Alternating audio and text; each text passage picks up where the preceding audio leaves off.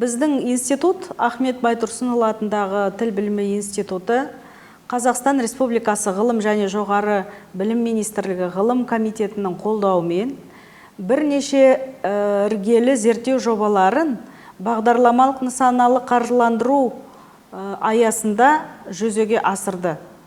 Бұл жобалардың дені қазақ тілінің ұлттық корпусын әзірлеуге арналған. Неге бірнеше жоба десеңіз, о баста ұлттық корпусты жасау алдымен гранттық зерттеулерде жүзеге асты. Өйткені бұндай үлкен ресурстың тіл танымдық зерттеулердің талай жылғы нәтижелерін көрсететін, қазақ тілінің барлық байлығын сараптап жинап, түгендеп жүйелейтін интернет базаның жасалу үшін алдымен теориялық зерттеулер қажет болды. Тілдерде ұлттық корпустар мықты дамыған. Неге бірнеше жоба десеңіз, өйткені ұлттық корпус жасау ісі де, жалпы ұлттық корпустың өзі де үздіксіз жүзеге асатын дүние. Ол ашық жүйе. Тіл қалай күнделікті дамып, күнделікті өзгеріске түсіп отырса, оны байлығын, оның жүйесін көрсететін ресурс та солай күнделікті өзгеріп, жетіліп отыруы тиіс. Сондықтан да бұл жобаның жүзеге асуы үшін бірнеше ғылыми бағдарламалар аса қажет болды. Алдағы уақытта да ол жобаға арналған бағдарламалар толастамайтынына мен кәміл сенімдімін. Өйткені қазіргі кезде қазақ тілін цифрландыру үдерісі белсенді жүзеге асып жатыр. Мысалы, біздің президентіміздің Қасым-Жомарт Кемелұлының соңғы кезде берген қазақ тілінің ауқымды деректер базасын жасау тапсырмасын жүзеге асыру үшін корпустың маңызы өте зор. Мұның қысқаша атауы LLM дейді. Ағылшын тілінен аударғанда Large Linguistic Model. Яғни қазақ тіліндегі барлық формадағы ауызша, жазба, барлық стиль, жанрдағы мәтіндердің электрондық ақылды базасы осы LLM-ге жинақталады. Осы үлкен деректер қоры біздің отандық ақпараттық қауіпсіздікті қамтамасыз етуге де қажет. Сол сияқты жасанды интеллект, GPT-чат сияқты өте жоғары деңгейдегі жасанды интеллектінің ресурстарын әзірлеу үшін осы LLM аса қажет. Сондықтан тіл білімі институты әзірлеп жатқан қазақ тілінің ұлттық корпусы жобасы бірнеше бағдарламаларға арқау болып отыр. Бұл корпустық ресурс қазір қазкорпус.kz сайтында кез келген тұтынушыға қолжетімді. Әлемдік корпустардың барлығы да мұндай қолжетімді емес. Оның кейбір ақпараттары ақылы, бірақ біздің ғалымдар дайындаған, біздің министрлік қолдаған жоба, ол тегін халықтың игілігіне ұсынылып тұр. Корпустан сіз не таба аласыз?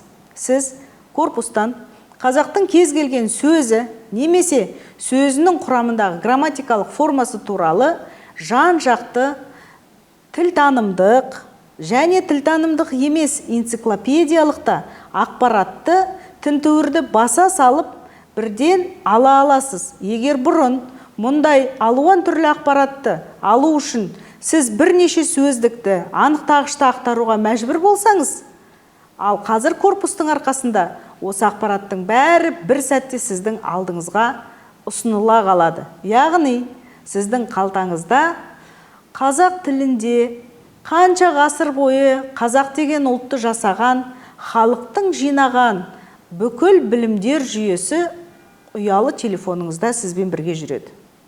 Міне корпустың мәні осында. Енді қараңыз, чат GPT-ді қазір қолданбайтын маман жоқ шығар. Сол чат GPT сізбен қазақша сауатты сөйлесіп, сіздің талабыңызға сәйкес дұрыс ақпараттарды дұрыс жинақтап беру үшін тілдің жүйесін жақсы түсіну керек. Өйткені кез келген жасанды интеллект ең алдымен тілдің модельдеріне сүйенеді. Ал осы модельдердің барлығын жасанды интеллекттің базасына салу үшін корпустар жасалу керек. Себебі корпусқа түскен кез келген сөз, оның құрамындағы бөлшектері талданып, мазмұны, мағынасы, құрылымы түсіндіріледі. Қазіргі қазкорпус.kz қазақ тілінің ұлттық корпусында шамамен 70 миллионға жуық аннотацияланған қазақтың ақылды мәтіндер базасы бар.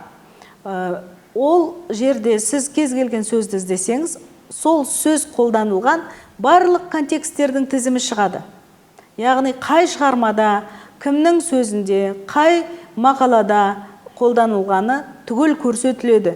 Және ол сөздің сол контекстте қандай грамматикалық формада тұрғанын, қандай дыбыстардан құралып тұрғанын, қанша буынға бөлінетіні сияқты тағы да басқа толып жатқан осындай тіл танымдық ақпараттар беріледі. Және сөздің мазмұны мен мағынасы да көрсетіледі. Корпус үнемі жетіле бермекші. Себебі ендігі жерде бұл корпуста сөйлемнің синтаксистік құрылысын да талдап тұтынушыға көрсетіп беру мақсаты тұр. Сол мәтіннің ішіндегі ономастикалық бірліктер, яғни жер, су, кісі есімдері, мекеме аттары сияқты жалқы есімдер туралы да ақпаратты корпус талдап көрсетіп бере алады қазіргі кезде. Сол сияқты тіл білмей үсті мақал мәтелдер іш корпусын әзірледі, ауызша мәтіндер іш корпусы, жазба мәтіндердің 4 стилі, кітаби стильді түгел қамтитын негізгі корпусты әзірледі. Ахмет Байтұрсынұлы мәтіндерінің корпусы бойынша сіз ол кісінің еңбектеріндегі сөз қолданысындағы тілдік ерекшеліктерді көре аласыз. Жазушылар мәтінінің іш корпусы әзірленіп жатыр. Әр жазушыға тән өзіндік ерекше тілдік қолданыстардың анықтамалары беріледі. Және бір тағы да атап өтетін корпус тарихи мәтіндер корпусы. 12 ғасырдан бастап қазақ тілінің негізін қалаған көне түркі жазба ескерткіштерінің мәтіндері беріліп, оны кез келген көне түркі тілін білмейтін, қазіргі қазақ тілін білетін адам оқи алады. Себебі оның транслитерациясы берілген корпуста және қазіргі қазақ тіліне аудармасы берілген. Ахмет Үйгенекийдің, Жүсіп Баласоғынойдың еңбектерін қазіргі кез келген қазақ тілді қазіргі заманның адамы түсініп, қазақ тілінің тамырының қандай терең екенін көре алады. Сол сияқты бұл корпустар мамандар үшін де таптырмайтын құрал. Мысалы, биологтар, зоологтар өздерінің еңбектерінде қандай да бір атаудың қазақша баламасын іздесе, немесе оның қолданыс ерекшелігін көргісі келсе, корпусты кеңінен пайдаланады. Былайша айтқанда, корпус ол қазақ тілінің матрицасы, ақылды базасы. Ал лингвистер үшін корпус ол микроскоппен тең. Мысалы, биологтар мықты микроскоп ойлап тапқанда барып, клетканың құрылысының қандай екенін көрді. Ал лингвистердің құралы, микроскопы енді корпус болып тұр. Өйткені бір сөздің өмір сүру статистикасын 18 ғасырда ол сөз қанша рет қолданылды, 19 ғасырда қанша рет қолданылды, қазір кімдер қолданып жатыр, қандай мағынада қолданып жатыр деген мәліметті корпус лингвистерге микроскоп сияқты көрсетіп беретін болды. Бұрынғы зерттеулердің эмпирикалық базасы қаншалықты ауқымды болса да корпусқа жетпейді. Міне сондықтан Тіл білмей институты осындай маңызды ресурсты жетілдіре түсуге, дамыта түсуге әлі де өзінің күшін сала бермек.